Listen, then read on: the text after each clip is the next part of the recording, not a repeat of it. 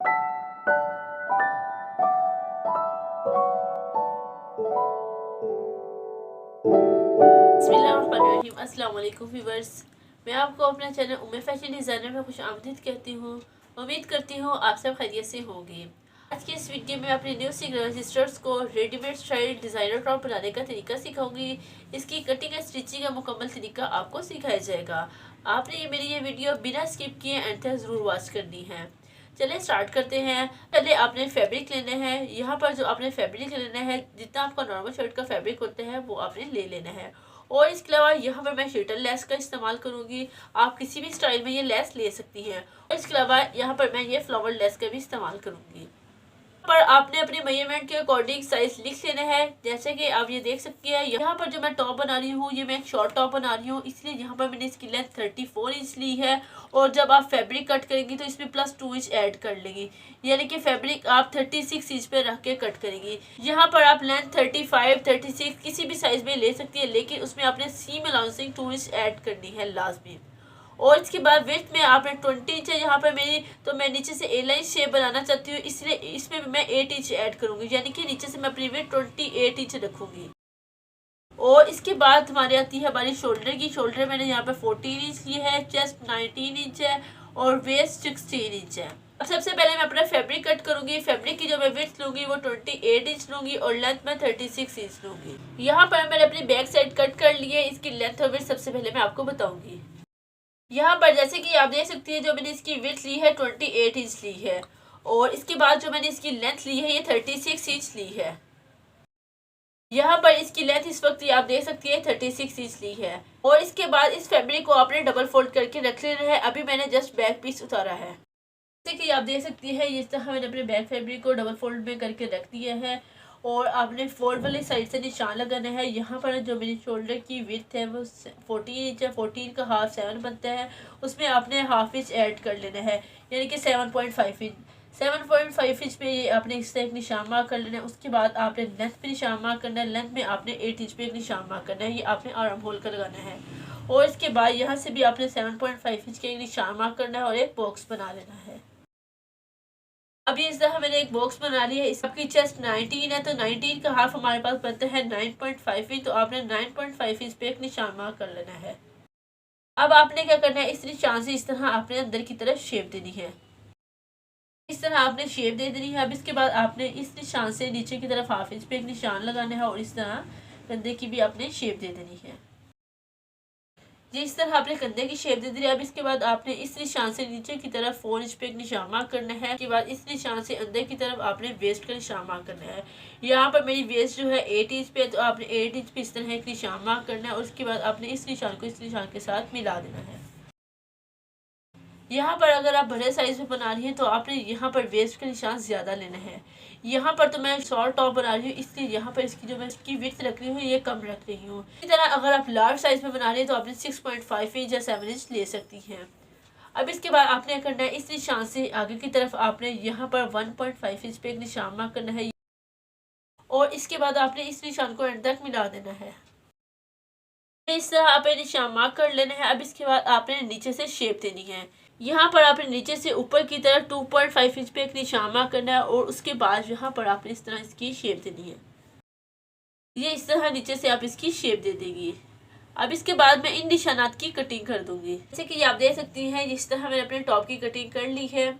अब इसके बाद मैं नेक का निशान लगाऊंगी। यहाँ पर सबसे पहले आपने नेक की मार्किंग करनी है, जितना आपका नेक है। यहाँ पर जो मैं नॉर्मल नेक बनाती हूँ मैं 3 इंच का बनाती हूँ। सबसे पहले आपने नेक की विड्थ का निशान मार्क करना है। इसके बाद आपने इस निशान से आगे की तरफ 1.5 इंच एक्स्ट्रा लेना है, इस तरह।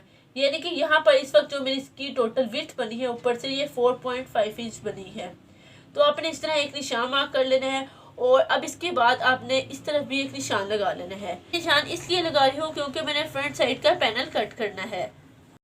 इसके बाद आपने एंड तक 4.5 इंच पे एक निशान मार्क कर लेना है। अब इसके बाद आपने क्या करना है, इस तरफ से इस तरह अपनी शर्ट को फोल्ड कर देना है, ये इस तरह। इसके बाद आपने करना है फ्रंट साइड के पैनल्स कट करने हैं। ये कटिंग नहीं करनी, ये जस्ट मैंने आपको निशान लगा के समझाया है। वो आप उसकी विड्थ आप किस हिसाब से रखेंगे, यहाँ पे इस तरह आप अंदाज़ा लगा लेंगे। इस वक्त विड्थ बन रही है 8.5 इंच बन रही है, तो आपने कली की विड्थ यहाँ पे 9 इंच ले लेनी है, यानी कि 9 इंच आप उसकी विड्थ लेंगी। आप एहतियातन 10 इंच भी ले सकती हैं, एक्स्ट्रा आपने कट कर देनी है। लेंथ जो मैं लूँगी वो मैं अपनी 36 इंच ही लूँगी। अब जैसे कि आप देख सकती हैं फ्रंट साइड के लिए मैंने पैनल्स कट कर लिए हैं।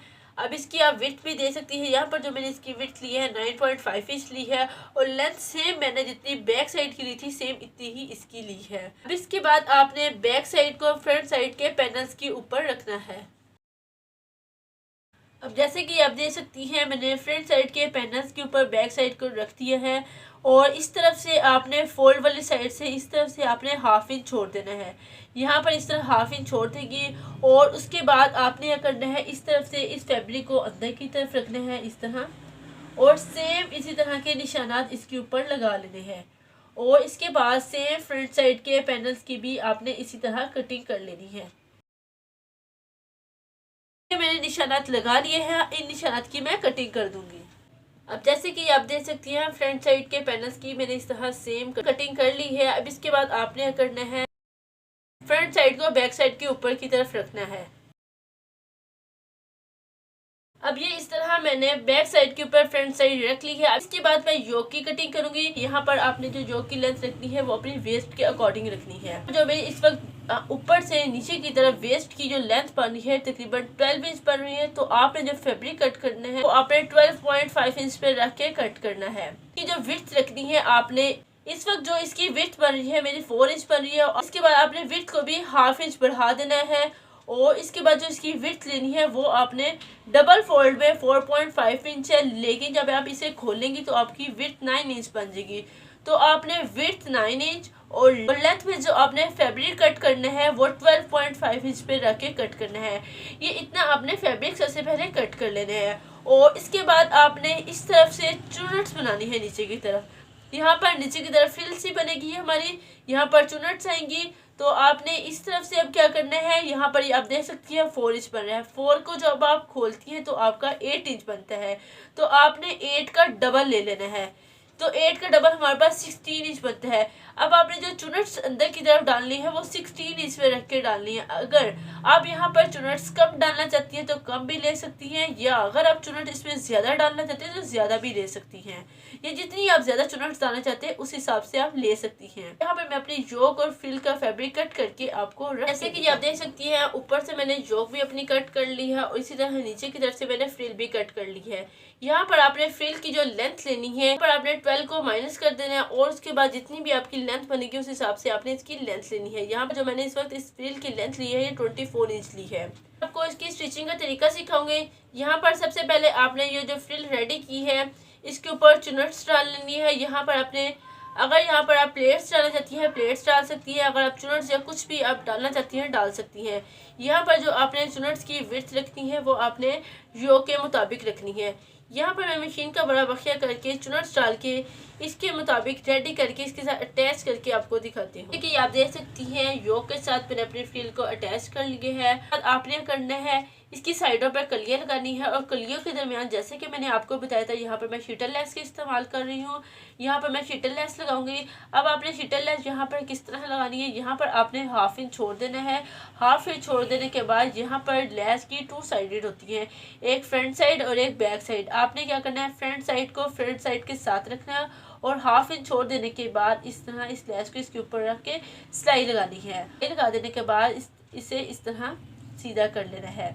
ये इस तरह आपकी लेस लगेगी, और इसके बाद इसी तरह आपने यहाँ से एक पैनल उठाना है, और इसके बाद आपने इस लेस के ऊपर जब आप ये सीधा कर लेंगी, और इसके बाद इस तरह इस लेस के ऊपर आपने इसकी भी फ्रंट साइड लेस की फ्रंट साइड के साथ इस तरह रखनी है, और आगे की तरफ इस तरह आपने इसे बढ़ा देना है, और इसके बाद इस तरह भी आपने लेस लगा देनी है। इस तरह आपने इसके दरमियान में शीटल लेस लगा लेनी है। ये मैं आपको लगा के रेडी करके दिखाती हूँ। जैसे कि आप देख सकती हैं पैनल की मिड के अंदर मैंने सीधी लेस लगा ली है। मैं आपको एक मेन बात बताती चलूँ, जब मैंने यहाँ पर सीधी लेस अटैच की है तो यहाँ पर मेरे ऊपर से जो शोल्डर का फैब्रिक है वो भर गया है।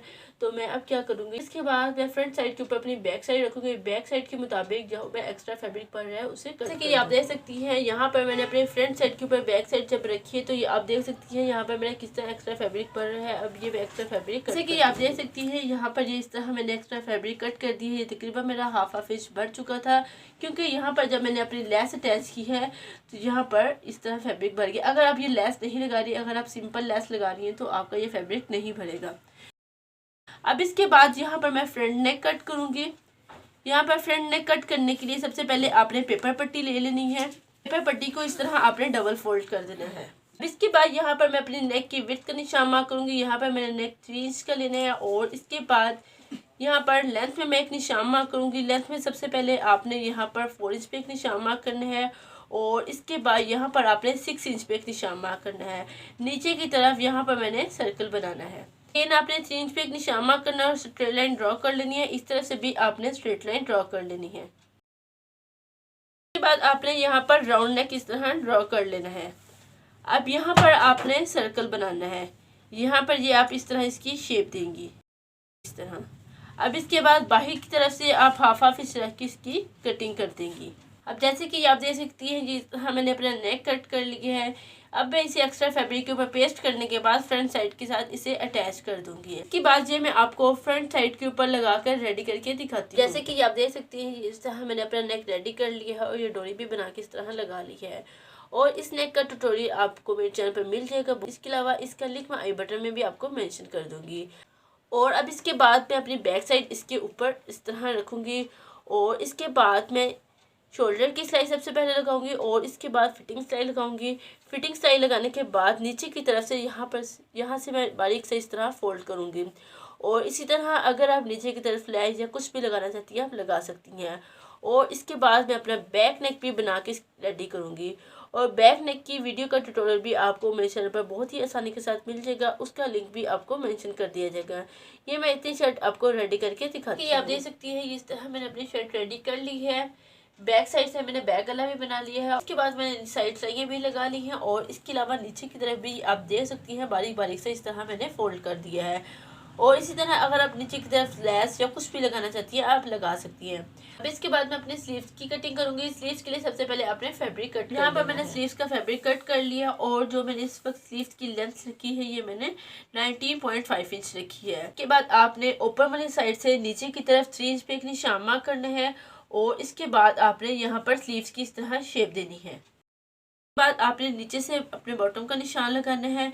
यहाँ पर आप जितनी भी विड्थ रखना चाहती हैं उस हिसाब से रख सकती है, लेकिन यहाँ पर मैं इसकी विड्थ टोटल रखूँगी। यहाँ पर जितनी भी मेरी इसकी विड्थ 8.5 इंच बने तो 8.5 इंच ही रखूँगी, क्योंकि नीचे की तरफ मैं लास्टिक डालना चाहती हूँ।